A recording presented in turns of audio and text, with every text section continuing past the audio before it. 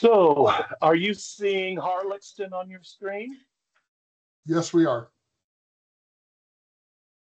And then, but my picture goes away and you just see my initials. You don't see me speaking, do you? No, we do not. Okay, great. All right. So I can get a drink and not worry about that. Well, okay, great. Let me go back. That's good.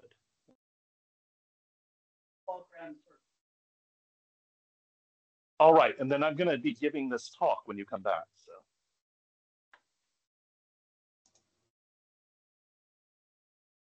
I come back here, I stop presenting,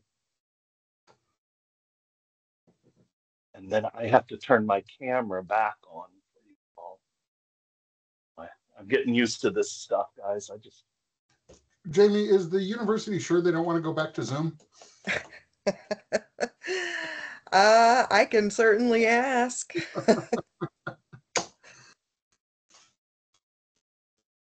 I got so used to that in the pandemic, of course, because they were all ready for it from day one of the pandemic, and so I think a lot of people jumped in. But a lot of our schools around this area went to Teams pretty quickly because I think there's something easier and better about sharing things and whatnot. So I'm sure Microsoft put a ton of money into it. Yeah, the expense of Zoom was a big driving factor because I think every person on campus had a Zoom account just because Mm. during the pandemic you had to have it.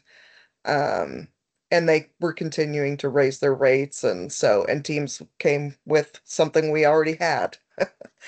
So, or What's had to amazing, have. what's amazing to me was 3 years before the pandemic, everybody was on Skype. And Mm. by the time Skype came along, or the pandemic came along, Skype was practically out of the picture.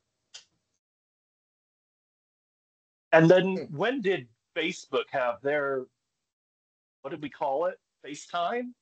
Was that before Well, Skype or after FaceTime, Skype? FaceTime is Apple. Yeah, Yeah. FaceTime. So, Well, but but they, Facebook had but it it right has, around the same time, a little bit before the pandemic. yeah. So, I don't think I ever really used that group, the Facebook one. so I have a group of college friends. We get together once a month. We started a month into the pandemic, and usually we use Zoom. But if the person with the professional Zoom account can't make it, then we tend to Yeah, fall back on Facebook. So, makes sense. Well, I think I got it. So we'll see. okay, well, You know, some why don't we wait until 10 after to see if anybody else joins, and then we that'll be can fine. get started. So, Also, I'm sure working on your laptop or um, sorry, a desktop, you can see the names a lot easier than I am on my phone right here. I'm like, do I know anyone out there? right. I do. I invited several in our class, Stephen. Oh, I saw. But they're all so many of them. It's vacation time for Heidi D's. Remember Heidi Rogovich? Well, Oh, sure yeah. you do. Yeah. Yeah. So she is out on vacation, and oh, I thought Kevin Thomas was going to be joining. I talked with him not that this week, in fact. I'm actually having dinner with him on Sunday. Really? Well, that's excellent. I think he was calling me to put together something in 2 weeks when he's here into Kansas City area. So it's like I think he's out there getting all of us back together. Yeah. Well, I'm actually flying out to where he is. My wife has a conference there, and I'm tagging along. So. Hey, that's wonderful. Oh, enjoy. Have a good time. I know you will. So. He's good. We talked about it. He goes, Jay, do you keep in touch with any of your Harlexton buddies, from that time period? I said, the strange thing is, in a way, unfortunately, we didn't have the kind of ways that we do now to stay in touch with somebody back in 87. And so those that I didn't go to college with, which were, except for a handful of your University of Evansville students, just kind of we all just went on with our lives. And Right. when you a few years back started that Facebook group, which was just wonderful.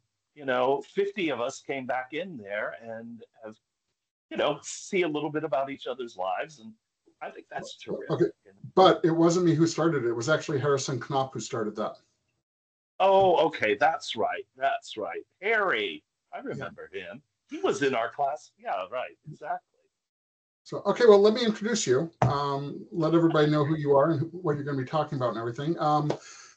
Jay Jackson attended Harlexton with me back in the fall of 1987. He was part of the sizable William Jewell contingent that we had at Harlexton at that time. Jay spent 11 years as a stage director for the Chautauqua Music Festival in New York. He mounted 25 fully produced operas for them, including Midsummer Night's Dream, The Rake's Progress, and Eugene Onegin. He has also earned 2 Big Easy Awards, which are kind of local Tony Awards for Best Production and Direction for the operas Il Trittico and Tosca down in New Orleans. His direction received critical praise in the International Opera News magazine for a production of The Magic Flute in Madison, Wisconsin. He debuted at the New York City Opera with Mark Adamo's opera Lysistrata, and with the San Francisco Opera with the staging of Figaro and Handel's Ariodante. He is currently deep in creating a production of Tom Waits' The Black Rider, and this is his 6th production for the Ozarks Lyric Opera in Springfield, Missouri. He has previously done Fidelio by Beethoven, which I'm actually seeing a Beethoven Fidelio in Chicago later this year, and Mozart's Don Giovanni. So, Jay, I'm going to blank my screen and turn it over to you. Thank you, Stephen. That's wonderful. And enjoy Fidelio. It's actually itself enjoying a wonderful resurgence. I saw it in Chicago myself many years ago now, and actually hated it. um, and I thought, I never want to see that again. I never want to direct it. And, then 30 years later, here I am and fell in love with it. So a lot of things on the first viewing or the first hearing of anything, whether it be arts or whatnot, you you got to take a moment and, I mean, trust yourself what you like and don't like, but then you got to take it with a grain of salt. Well, maybe I should take a second look or a second reading or a different point of view of a different production. I might like that one.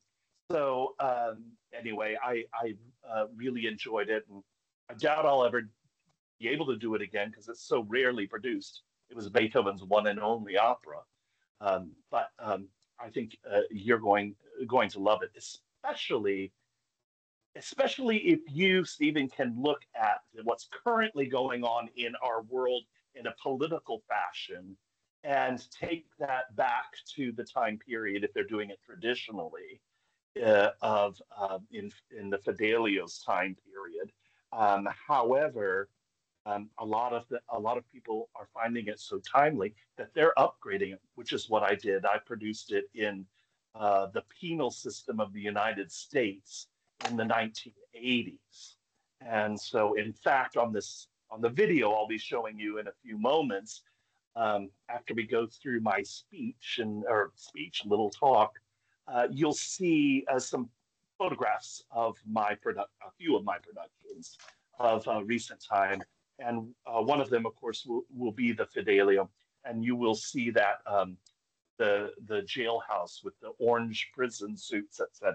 So I got off. You'll see that I get off on tangents. That's just how I work and how I go about things. But I was so excited and thankful to receive an invitation from Stephen and the Harlexton Society, you all, to come and speak to you just a little bit tonight about what Harlexton means to me. That's something that we all have in common in this society, and how Harlexton helped, amongst many other things, shape a foundation for my future, for what I was to do, for what I was to be, who I was to become, for the person and the humanity that am able to put out into the world and also look and receive from the world. I often work and talk with university students, opera singers mainly, but I do speak with a few who always ask certain questions about what was the best thing that you did in undergrad. I always tell them that the best decision that I made was to go and have a study abroad experience, whether that was for a semester or for a year. And I say, unfortunately, it's not available to everyone. Maybe one day we will see the value in it and find scholarships for those who need that. But if you and your family are able to support that, don't think about it. Your junior year, you just go, and it shapes, it opens up a world. That's what it did for me. I lived a I felt open world. My parents were uh, both very much into the arts and into travel, and they had no qualms about taking me as a little child and my sisters and brother out of school to travel. My dad had a business where he would go to Europe, and so if it was during the school year and we needed to be gone for 3 weeks because he had a conference going on in Germany, well, we were there.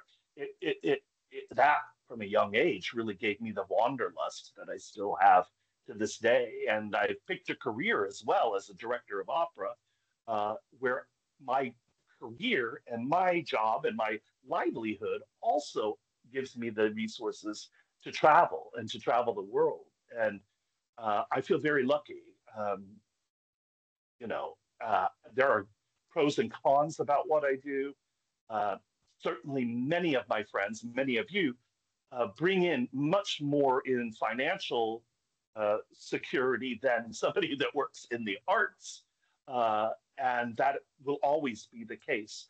But but some of my gift from this is the ability to travel. And when I travel, I go to a city and I spend 4 weeks there. I can extend it if I don't have another job to get to. So I'm not even just traveling for a week or two, which unfortunately, when you get older, that's about all that you can give to a travel situation. So I feel very lucky um, in that situation. So let me talk to you about what I have titled tonight, which is called Harlixton and Handel, a Baroque Hallelujah. Reasoning for those who may not know, Handel is a Baroque era composer, one of the most famous, along with Bach and Vivaldi, Vivaldi Italian, Monteverdi Italian, Henry Purcell English, Handel born in Germany but became a naturalized subject of England in his midlife and lived in London for the last 36 years of his life. So we do think of him as an English composer. Bach, of course, from Germany. Anyway, they are all epic monuments to the music of the Baroque period. That spans the 17th into the early of 18th century. Um, and even before in Italy, it actually goes back to the 16th century. But the Baroque period in Italy was a lot earlier than the Baroque period that happened in England. So timeline, there's a little, we would say Zwischenfachen, German word of when those dates actually happened. But the reason I tie that into Harlixton is, of course, I was there in the fall of 1987. I was a music major at William Jewell College. I graduated there in 1989. That is just outside of Kansas City, Missouri. They have had a long partnership with the University of Evansville. Um, I think since Harlixton's iteration of U of E, which I think Jewell has been there since 1970. And I did a little research, and Stanford actually started Harlixton in 1965, but for only about 5 years until you all, or Evansville, took that on.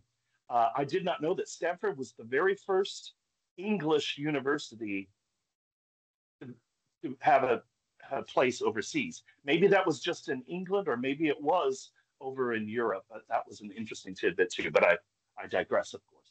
Um, and so from there, I went to Chicago, where I received my master's in opera performance at the Northwestern University, again, just outside of Chicago there. And then and spent about 10 years in Chicago, and then on to New York City, where I lived for about 15 years, starting my career going through the great pains of what it is to be an artist in New York City. I lived the whole gamut of it. I guess I never really lived the gamut of a billionaire in a penthouse, but I'm so glad for my time there. And then was called back to my hometown in the Ozarks of Southwest Missouri, Springfield, Missouri, when my father was diagnosed with a terminal cancer. And I came back. My career was in a position that I could come back and take some pressure off of my mother. And so I was here with him for a good 5 years of really quality living. And I'm very thankful that I did that. I was able to go out and still direct. And now I'm based here because my mother has aged on, and she may even show up in the background here. She lives with me now, and we're having a great time. My mother is an opera singer, so I grew up with opera. And as a child, seeing my mother on stage at some great opera companies around the country, singing the big roles in Madame Butterfly and La Boheme. And I was astounded by the whole magical environment of theater. And I started out as a singer at William Jewell. And then while I was at Northwestern, I moved. I was still an opera performance master's major, but I was able to take a separate degree in the theater department at NU, which is a brilliant program of the United States for that, and do directing at that point. And that's what changed my whole environment, my paradigm, if you will, because I got to see what it was like to have really complete creative control over something. Not that I'm a control freak, but I guess deep down, in a way, a lot of us are. Uh, but I'm a collaborator, and that's great fun. But as an opera singer myself, I would see something that one of my colleagues was doing that I didn't think was exactly the right choice to make, and I wanted to tell that person, "Hey, I think I would be a lot stronger if you would do such and such." Well, of course, you never do that. That's not appropriate from one singer to the other, unless, of course, you're friends or whatnot. And the ones who do that are certainly ostracized in our community, in the world of opera. You just don't do that. But as a director, you can do that all day long and have nice dialogue and discourse with people. And I enjoyed that. So really, I got my degree, but immediately went into the production side of opera at the Palm Beach Opera in Palm Beach, Florida. And my very first opera out of the gates was Verdi's Aida, one of the biggest operas that you could produce, an opera of thousands. Sometimes they even have elephants and horses and camels on stage. Well, they had just opened a new $100 million theater there. This was in the 90s, and they wouldn't allow elephants on stage. So they did allow camels. But anyway, I was there and started I wasn't as a director, I was at a lowly PA position, production assistant. The lowest on the totem pole, if you really get it. But you got to start somewhere, right? So I was doing that, and halfway through the rehearsal period, I get a call from the artistic director of the company, who's also the conductor of the orchestra, the maestro, a very old Italian maestro. He was probably in his late 80s at that time, had a very thick Italian accent to his English. But he came right up to me and he said, you sing? I said, yeah, I sing. He said, oh, good, come. And he had me walk into his office, which had a grand piano in it. And he says, you sing tenor? I said, yes. He said, well, sing for me. And so he opens up the score to Aida and he goes to a certain portion of it. And so I'm calling with all my skills of sight reading and my knowledge of Italian. And so I sing this small little part that's in there. He says, "Good, good, good, good. You sing Messenger." I go, "Maestro, what?" He said, "Yes, Messenger got sick. You sing Messenger." So my very first professional job was my last professional job as a singer because I was a stage manager backstage calling cues until I came up and I took my headset off and I'm in full costume, total body paint because they had to darken. They did darken back then. I don't think they can do that any longer. And I went out on stage and sang. And that was, but I love that everything I did before becoming a director has made me a better director.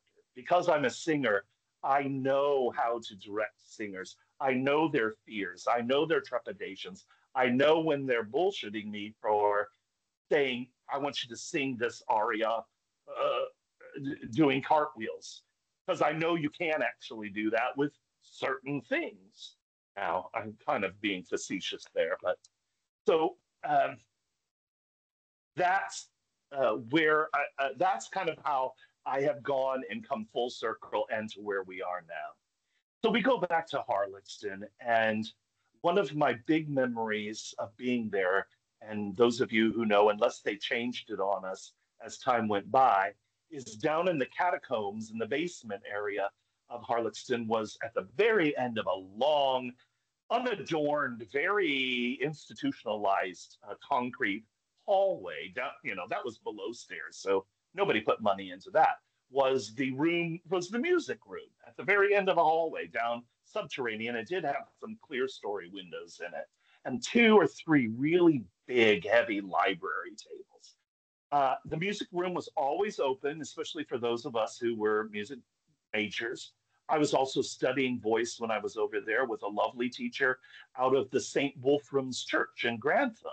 And so weekly, I would take the bus into Grantham and then walk on over to St. Wolfram's and have a lesson with the organist of the church in the sanctuary. And it's like, wow, what a special experience to have as a 20-year-old. And I still have great memories of that today.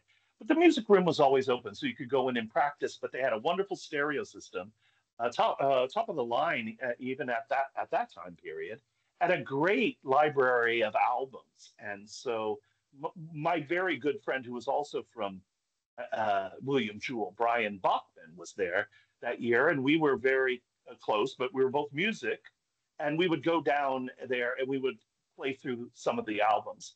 But I'll never forget going in and they had a wonderful Handel section and getting the royal fireworks music, which you're going to hear. I think Stephen's going to play some of Handel in the background to get us into the mood of what Handel's Baroque music is like. But we actually put that Handel's water music, many of you might know, in the background and play it at very loud volume in the middle of the night. And yeah, the middle of the night. Now, if I'm cutting out or the music is just not working, uh, Jamie, you can come on and give the high sign to Stephen or whatnot. But I think it's nice to get a little taste of the very ordered music because we'll be speaking about that. And we were in the middle of the night, and we would just play that loud music, and kind of run up and down the halls, acting like we were Lady Wedgwood. And I don't know how many of you remember Lady Wedgwood. She was such institution of herself, I would say, wouldn't you, Stephen? At the Harlexton. Now she was known as Pamela Tudor Craig, and she was a Gothic art and architecture specialist, and she gave a class on British art and architecture. My very favorite class of my time at Arlington. In fact, many people's favorite classes. Uh, the education that she gave me in the world of art and paintings and sculptures and architecture in the cathedrals all around England. and the different guild halls and the different uh, manor houses, such as Harlechston, has been invaluable, not only to me as a scholar of liberal arts, but as a scholar of music, to be able to attach the music of Handel and then the portraiture and or the paintings of, say, Holbein, and then take that on to the architecture of um, uh, in the Gothic period or the Baroque period, or Christopher Wren, the famous British architect. He's more Georgian in his architecture, but you've got that as well.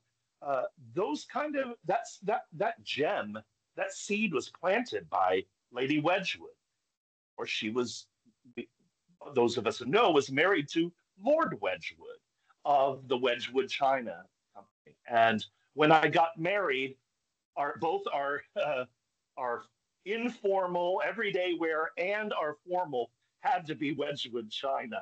And so when we eventually got divorced, at least she got the informal and I kept the formal Wedgwood. So I still have it to this day, and many memories of this brilliant woman uh, taking us on weekend trips to Wells Cathedral or Lincoln Cathedral, or our favorite, into London for the Westminster Abbey, where she and her husband were married decades before. But those kind of seeds plant and continue working, whether it's on a personal level or for me, a professional level. And I have everything to uh, give to her. May she rest in peace. Um, and I also want to give a shout out to, many of you might know, Sylvia DeVault.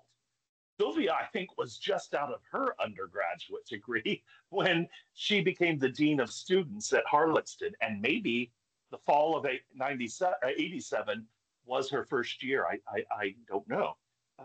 But she became our connection to, kind of our connection to the US, because she understood us, but then a guide into the European sensibilities.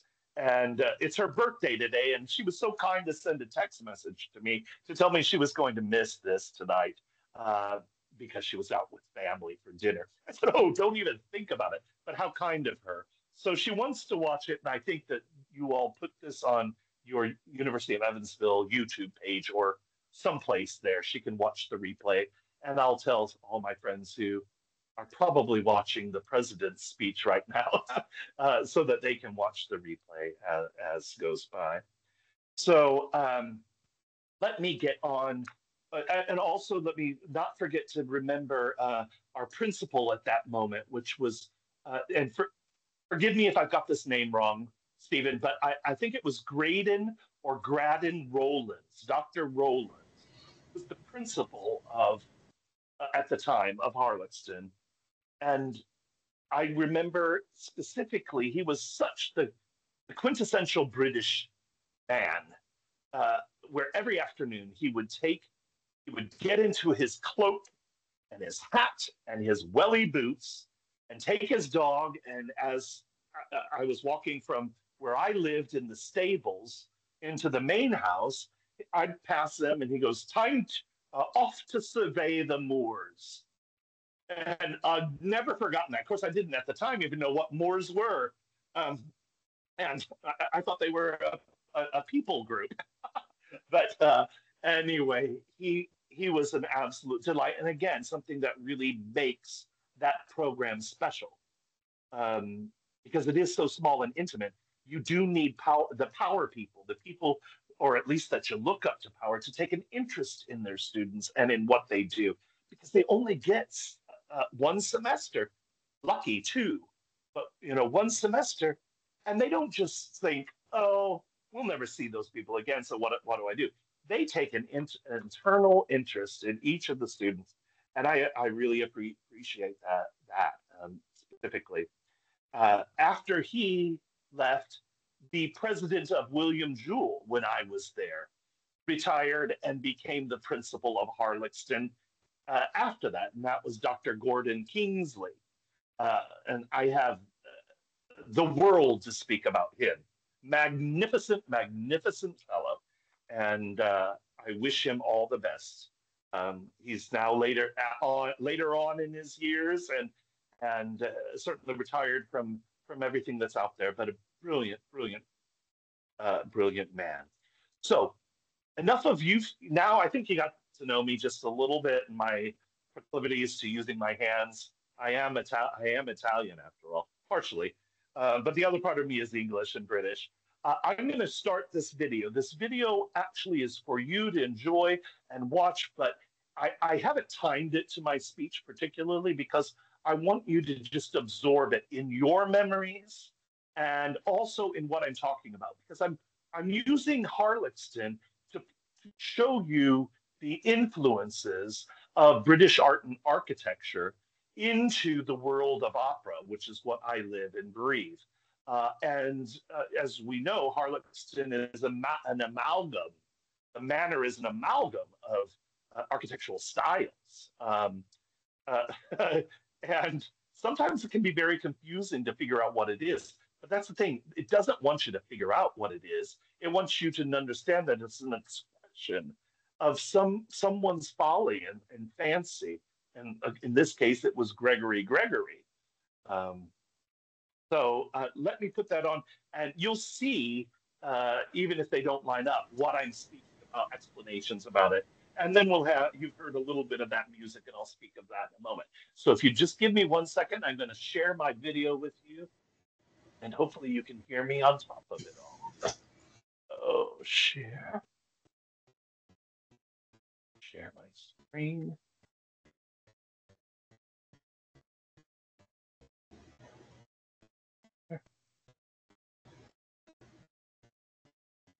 Stephen, can you see that? Yes. Can you hear that? Great. I can hear. Yes, I can hear that for sure. So obviously we're here at Harlexton, and I'll let some of these go by. That lion became my friend. I'd go talk to it every once in a while when I was feeling a little down and blue, like we all get at times. But anyway, let me talk to you a little bit here while this goes through. We're going to journey into the heart of the English countryside to a building that stands as a testament to the architectural ambition of the Victorian era, Harlexton Manor. Harlexton is not merely a house, it's a statement. Statement of wealth, certainly, but more importantly, a statement of taste, of ambition, of a desire to create a building that would stand for the test of time. Harlexton was built between 1832 and 1854 for the wealthy coal baron Gregory Gregory. Harlexton is a unique blend of architectural styles and a masterpiece of eclecticism. Yes, it is eclectic. The manor is a colossal structure, its imposing facade a bold declaration. Architect Anthony Salvin was initially tasked with the design, bringing a Gothic sensibility to the project, as you can see there.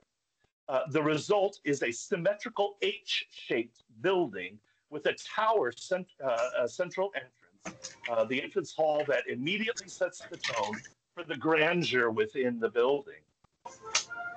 However, as the project progressed, Salvin was replaced with William Byrne, an architect with a penchant for the Baroque. There we go. Byrne's influence is evident in the manor, where opulent plasterwork at that ceiling, gilded cornices, and marble fireplaces create an atmosphere of absolute lavish luxury. Result is a fascinating juxtaposition of styles. It's a marriage of Gothic, but not only Gothic, it also has Baroque influences, it has Jacobean influences, and it even has ever so slightly a little of that Georgian look to it. But you know what? It's more important in my reading that it was also not merely to show the wealth of Gregory Gregory, but it was functional. It was a family home for him. The vast interior spaces, while obviously opulent, they weren't designed to be lived. They were designed to be lived in.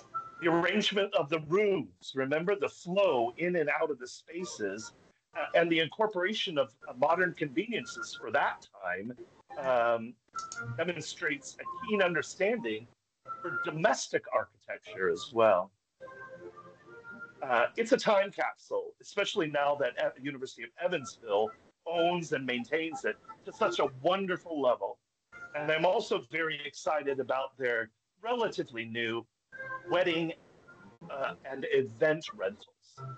Doing that helps bring in the money that they need on and beyond the tuition money that we as students pay them to keep this vast, expensive old lady afloat and dressed in such beautiful finery. Um, of course, all of you started watching Downton Abbey when it came out, and don't didn't you appreciate it so much more because you yourselves lived in something that was almost exactly like a Downton, what Harleston would be in the eras preceding Downton Abbey. The idea is that it is a time capsule. We have Gregory's time, and then we have the time during World War II when it was used as the Royal Air Force um, base uh, for a time period. Then we move into the time period of academia with Stanford and University of Evansville. And they have also continued to expand. Where I went to Arlington, gosh, I only know that Jewel was the only other college that had a program there. Now there are multiple programs. I give kudos to that because I think that's important for cross curriculum, but also cross socializing with other people of like minds. So again, I give kudos to the people that are there. The influences of British art and architecture uh, with upon Baroque music and English composers with Handel and his operas is a reciprocal influence. It is complex in its interplay with cultural and artistic elements, influences of British art and architecture with British music. Um, sorry about that. The architecture of the period, such as the design of churches, was often immigrated with music to create a rich multimedia experience. The dominant art form of the English Renaissance were literature and music. The visual arts in the English Renaissance were much less significant than the earlier Italian Renaissance. The English period began much later than the Italian, and we spoke about that. It came up in the 17th and 18th century. Handel's music and its forms is the peak of high Baroque. And there's a picture of Handel and a picture of the stables. How beautiful. Even I took that for granted. Uh, yes. Anyway, it was high Baroque. And he would bring Italian opera to the highest development. He'd create different genres of opera, different styles in what he chose, and then he'd put it onto the stage. And what Baroque did in its era was bring in new technologies that had never been used in theater before. The uses of fireworks, of pyrotechnics, the uses of different types of lighting, where it was not only just candles at the forefront of the stage, but with different ideas of taking candlelight and augmenting it into what would become spotlights and moving moving set pieces across the stage, water that would lap at the feet of the diva. All these technological advances came in the Baroque period, and they were so fantastical that it completely enraptured the entire world, at least of the European world of that era and the moment.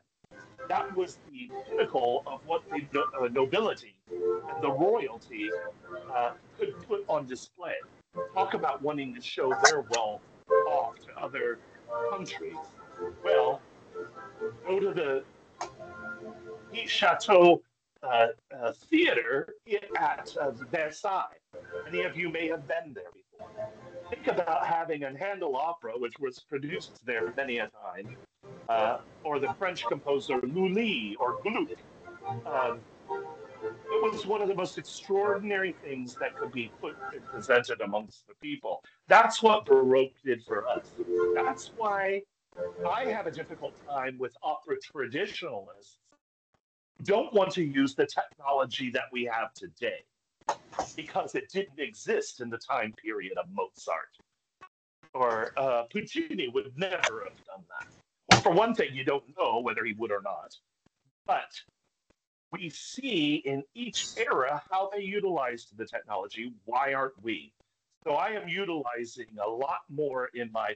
Oh, you're seeing some of my. There's my Fidelio that's up there. You're seeing some of mine where I am utilizing more and more projections on a rear projection screen, as you'll see, than I am in building three-dimensional sets. I can actually run film clips and create projection clips. So if my diva is supposed to be moving and walking down a staircase during one of the most difficult arias in the in the repertoire, I don't have to have her walk. I can put her on some sort of staircase in the middle and then move the projection behind her. And it creates this wonderful feeling of descending a huge staircase, much better than you could ever create in a theater.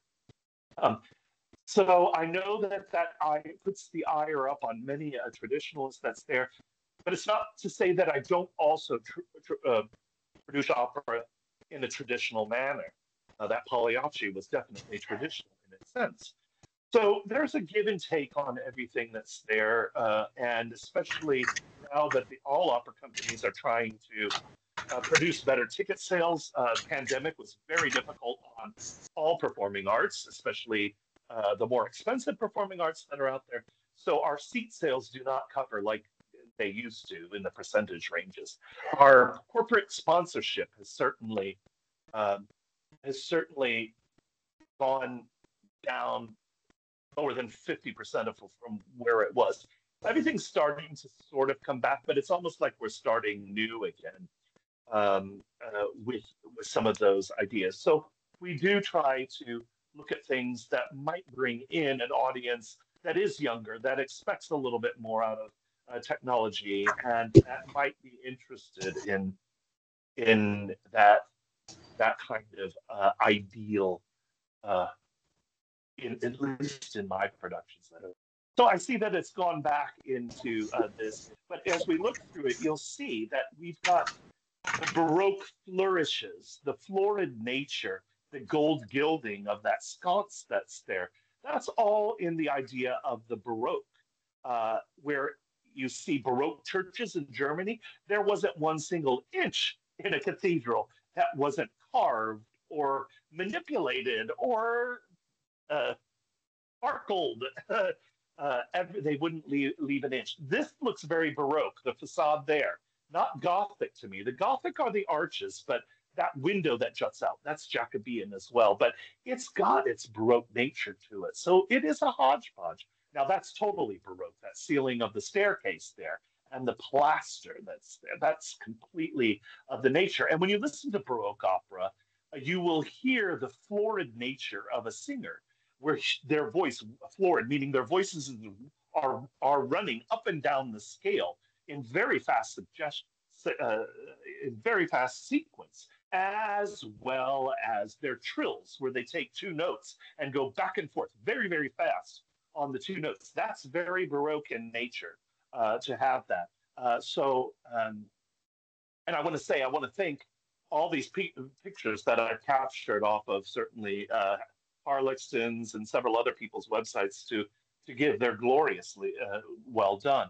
But that's what Baroque is certainly a suggestion of emotions, of dramaticism, and also the innovation of new instruments such as the harpsichord during that time period, not only the harpsichord, but a different type of violin began to be made by Stradivarius, a violin maker that's there, that was louder, that would fill much more of the space in the world. And so that again, innovation. That this is beautiful. We've got a impressionistic painting here in these two areas that are there. Um, and I can't tell you that working under this ceiling here when I was a kid at 20 and being bored probably in some lecture. Um, oh, now I wasn't bored in this guy's class, but I did want to mention it to you. Also, a professor who taught British literature, and he was from the University of Evansville that semester. Can't remember his name, but it was a terrific class, and I give him kudos for bringing that type of literature out to me. It's been very helpful. He did Kafka's Metamorphosis. Now that wasn't British, but it was something that has stayed with me, and I'm playing around with the idea of putting it into not necessarily an opera, but maybe into a song cycle, a dramatically staged song cycle might be interesting. I just have not found the composer yet to be able to do that. These are pictures of the Royal Opera fireworks. These are etchings and portraits or paintings that were done during that time period of the royal fireworks, and they were commissioned by the Handel. There's the famous picture of Handel that hangs in the National Art Gallery Museum in London. This is a painting of the water music. That is Handel in the Westminster Abbey in Poets' Corner, where he's buried in Westminster Abbey. This is the water music by Handel, and George the First is sitting there with his young son, George the Second. And he commissioned Handel, and Handel's on the barge in the background. The orchestra and the barge followed the king and his courtiers down the Thames River, Westminster Abbey here, of course, down the Thames River, and they would play Handel's music as entertainment. It was a hit. People lined the shores of the Thames on both sides. And I can't help but think that, let me pause for just a second. I can't help think, but remember when they did the Queen's Jubilee and they had the flotilla 10 years ago, 15 years ago, the flotilla down the Thames and the thousands of boats and from large to small were following and preceding the royal barge that had Queen Elizabeth II and of course the whole the royal family. And I just thought about how George the First was the first to do that, how celebrated the Thames has been, and how celebrated on Friday night the Seine River will be in Paris for the Olympics. And really, how much art and culture and spectacle means everything in our worlds, doesn't it? Because here's the biggest sporting event of the world, only held every 4 years, but it opens with something that is far from an athletic competition. It opens with humanity and with the arts and with visuals that astound and make you. I mean, I'm thinking about it having goosebumps. That's what art does. That's why art is still so important to be maintained and supported in our era. If art goes away from lack of funding, we live in a world that's already so divided and hateful. I can't imagine not having something beautiful to contemplate, to meditate upon, to take me out of this wrenching worry or fear for the future of our children. So anyway, the spectacle, the Thames has become a spectacle for big national events that are so important, and music as well. As we get more and more into modern music and popular music, we're seeing less and less of classical music taking the front spaces of these big events. But nothing will take place of it when you have to have something that's full of dignity, of majesty, of might, of something bigger than just a single human being. You go to the orchestral music, or you go to operatic music where they're utilizing their bodies and their vocal cords, this thin little muscle. Oh, good, I didn't lose you. Uh, and this little muscle to create enormous sounds, much bigger than any normal human being are able to do. And that, along with symphonic music, that's why Beethoven's Ninth, the symphony that speaks of brotherhood and of humanity coming together, is so extraordinary. The way he uses the voices and the symphony. The Handel, his Messiah, his Hallelujah chorus. What do we do at every Christmas that we end the Christmas service with? Well, we stand up and we sing Handel, and there's nothing quite as being as close to being in God's presence than hearing a beautiful choir sing it. Same with one of my favorite pieces of Handel's, which is from his opera Xerxes, and it's called Ombra Mai Fu. You all should just, I mean, any of the versions on YouTube would thrill you, but I have one of a countertenor singing it, and it literally takes me to the throne of God every time I hear it. It's extraordinary. So I challenge you to put that Handel's Xerxes, that's Xeres, or is it, it's something like that. Yeah, it's got two X's. Anyway, I didn't have that written down right away. But so anyway, we've got that, and I was just going to continue here for a few seconds to go past St. Wolfram's there, the beautiful St. Wolfram's. There's his tomb there at Poets Alley Poets Corner in Westminster Abbey. Here are some costumes of the Baroque period, so you can get somewhat of the idea. Some of it looks like American Revolutionary, so it's somewhat the same time period.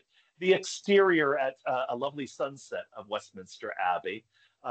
And Dr. or Lady Wedgwood took us through this and all over. She couldn't take us into the crypt that day, which was unfortunate. This is Handel's bedroom in his home, his townhouse there in London, in his famous powdered wig. I don't know how they still have that. And this is Handel in his home, in his music room, and that is a double boarded harpsichord, double keyboard harpsichord that he used and played and composed upon. This is also, let me see, Jimi Hendrix's bedroom. He lived, is it Jimi Hendrix? He lived in the townhouse just next to Handel. That's why I put it in there. I may be wrong with Jimi Hendrix, but it's some rocker like that.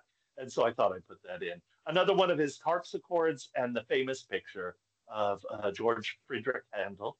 There's our stables, and that's where the men lived during my time. This is Kevin Thomas, and that is,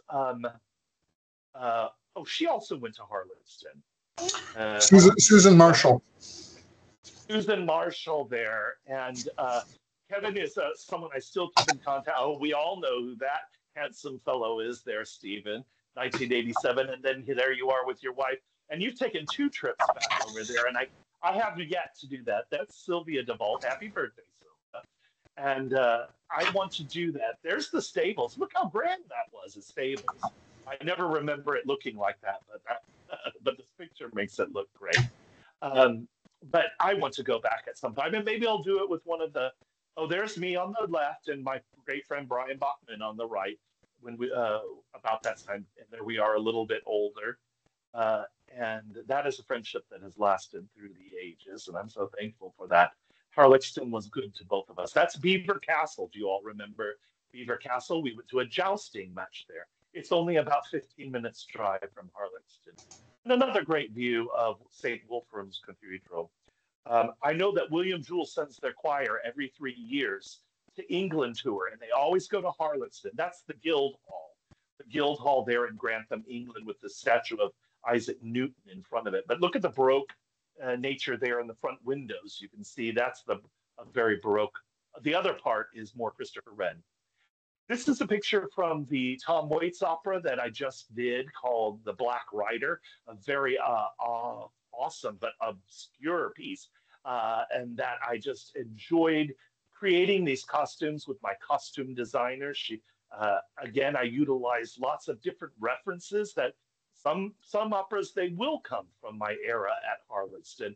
Others like this come from something very, very different. But it was a great opera that brought in a whole new group of patrons to our opera. Younger, of course, a lot of them loved the Tom Waits music, the rocker, the performance artist. They came to see Tom Waits, and they ended up loving the opera. Now, the voices were very different. He writes for a more raspy rock sort of sound, but it was still such an incredible experience. So we were very happy to move the ticker just a little bit further to the right for the opera. This is the great, fabulous ending of Fidelio, which Stephen will see soon. This is the cops in the solitary confinement. Now we move on to my production of Don Giovanni by Mozart, which I staged in the 1970s. So that's why you see all that groovy look. One of my friends was a painter, and he painted 5 original huge, and there he is. He actually painted during my production an original piece that we auctioned off after the bows to gain money. And here's my production of Pagliacci by Leon Cavallo, the Sad Clown, which many of you might be very familiar with because it's pretty much an epic look of opera, and certainly Pavarotti. Michael Spires, one of the most famous tenors in the world, comes from Springfield. We are very good friends. He's the artistic director of this small regional company, and then I am the director of community engagement and the director of their Young Artists program. We work very closely together. So here, let me show you something here. I threw these pictures in because my work at Harlexton and beyond requires me to have quite a knowledge of art and painters and this. And so I use it all the time in my work. But here I was out one day and I saw these clouds, and it was fall, I think. And I saw these clouds and I said, oh my gosh, what a Magritte sky. This looks totally Magritte. And if you know what I'm speaking of, you know. And I said, how fantastic is that? And then when I was preparing for this speech, I got to thinking the house that I had my brother, my late brother now, was a home builder, constructor, and I had him build my house. And I have to say, without really realizing it, Harlexton had an influence on me. And I'll let you see if you can tell what I'm talking about. But Harlexton stayed with me for my life, always for the good. And so you'll see that you've got my house has round walls, almost like turrets, but built in a very contemporary way. But it does have kind of a nod to that. And so I'm going to stop this and come back to you if I have anyone still there. But you've been such enjoyable people to sit there and listen to me. Now I've got to turn my camera back on and take that away. And all I'll say is that I appreciate the time to speak. I'm sorry, I probably spoke way past what I should have done. But I wanted you to know that wherever you happen to be in this world and whatever you do, take a moment and I'm sure that you do, but if you don't, take a look at your arts organizations in your town, be it big or tiny, and see what you can do, whether that is becoming a patron and giving well-needed funds to an opera, or if that is volunteering, if that's simply buying a ticket and supporting something along the way. rather than staying home and paying your $10 for Netflix. That's also been a very difficult thing for live performing arts. Too many people just don't want to get out anymore, and it's become almost too expensive. They can hardly afford their groceries. So I know I'm not disinterested in that type of humanity either. So I thank you all. Keep supporting Harlexton Society.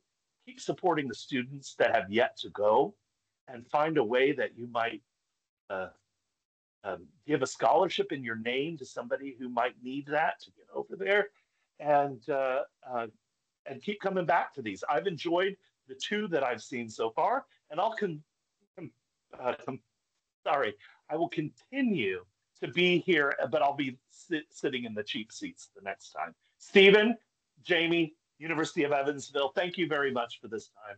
I wish you all the best. And Stephen, I'll just turn that back to you now. Well, thank you very much, Jay. We really appreciate it. Does anybody have any questions for Jay?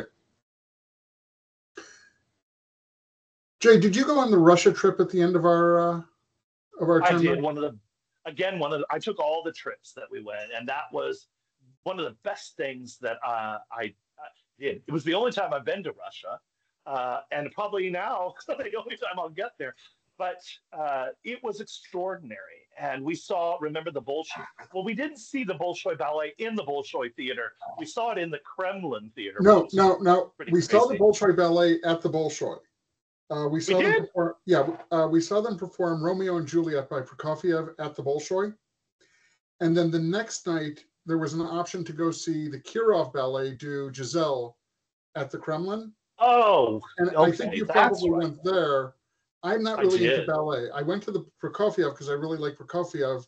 But the next night, whenever I went to see the Kirov, Ralph Templeton, one of the professors, and I went back to the Bolshoi, and we saw Mussorgsky's Oh. Boris Godunov. Oh, I should have come with you. I would have died to have seen that at the It Bolshoi. was pretty amazing. Wow, And they wow. didn't have an elephant on the stage, but they did bring out horses. Well, my goodness, that's amazing. Well, when we were in St. Petersburg, although it was Leningrad at the time we were there, our group did the most stupid yet extraordinary thing. We were waiting in the line to get into the Hermitage, the Winter Palace Museum, and we were approached by a group of kids that were probably about our age. And the line was long, and we talked to them for a good hour in line.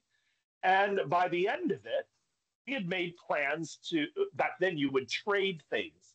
We all brought our like 501 jeans and cassettes of Billy Joel because he had just done a summer tour right before we were there, and things to trade for Russian items like rabbit fur hats and black hats and little black lacquer boxes to give your mother when you came back, those type of things. And so they wanted to trade with us. And we said, sure, we're staying at this Interest Hotel. And they go, oh, well, we can't come in those hotels. But if you'll meet us at 10 o'clock out on the side street, um, we'll trade. And so we said, fabulous, let's do it. So we did our day and had a great time, saw the Fabergé eggs. And then we went back to the hotel, got changed or whatever, came out of the hotel and around the corner, and there they were with three cars. And we, they said, why don't you come with us? We're going to take you back to our house. Well, we got in. And so these three cars go driving. And after about 10 minutes, we're wondering, oh my gosh, what have we done? What have we done? They pull up, and it looks like they pulled up to one of the Chicago uh, apartment buildings in Chicago, the projects. I mean, about probably 12, 13 stories high, and just, oh, it looked awful. And again, but we got out, we were all together, and we thought, well, we come this far. So we walk in and we get a bad feeling in the lobby because the one and only elevator is out of service. So we have to walk up. Um, Later on, did we find out that at that era, if children had cars of themselves, even though they were old cars, and they were living alone in their own apartments, they came from wealth in Russia. And that's what they were. They were college students, and we went up to their apartment, and we had to the wee hours of the morning. We had the most incredible exchange of Americans and Russians in the time of glasnost and perestroika. And and they taught us how to shoot Russian vodka first and foremost. And did you know you actually breathe all your air out before you shoot a shot? Now, if I ever have, I don't shoot shots much anymore, but if I ever have to do a tequila, I'll definitely blow every bit of air out, shoot it, and then breathe out once more before you breathe in, and then it doesn't burn. Learn that from the Russians. So anyway, Steve, that is something I would have never had the opportunity if Harlexton didn't exist. It's wonderful. Okay, well, Jay, thank you very much. We really appreciate it. Thank you. So just a reminder, we are doing March to the Manor this year, getting out and walking, reporting your miles, how far you walk each week. Everybody, the years that you were at Harlexton, they get added together. So if Jay does it and I do it, our miles get added together. We're going to see who can walk the furthest. The next Hat Talk is September 18th. It's Cecilia Edwards and Abigail Greibelbauer talking about storytellers through self-publishing, The Friendship Quest. The two of them are about to publish I believe it's a young adult novel. Gregory Day will be coming up in October. And if anybody's interested in hosting an event for Gregory Day, anytime in October is fine. You can reach me at gregoryday@gmail.com. Similarly, if anybody would like to do a Hat Talk at some point, please reach out to me and we can get you on the schedule. So thank you all. Thank you, Jay. And this will be online at some point. And once Jamie gets it up, we'll let you all know. So thank you so much. Have a great night. Thank you, Jay. Good night. Thank you, Jamie. Thank you, everyone. Good night.